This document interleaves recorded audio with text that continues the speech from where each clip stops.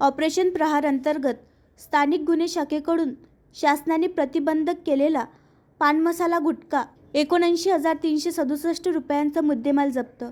माननीय श्री अच्युत चांडक पोलीस अधीक्षक अकोला यांच्या निर्देशाप्रमाणे अकोला जिल्ह्यामध्ये अवैध धंदे समूळ नष्ट करण्यासाठी ऑपरेशन प्रहार मोहीम राबवण्यात येत आहे।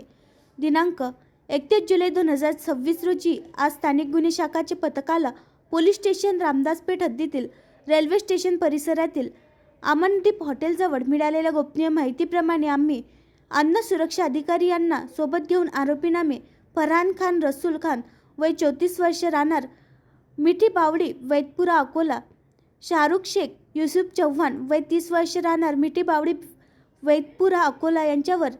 6 वाजता 50 रेड केली असता त्यांच्या ताब्यात शासनाने प्रतिबंधक केलेला पान मसाला गुटखा 79,367 रुपयाचा मुद्देमाल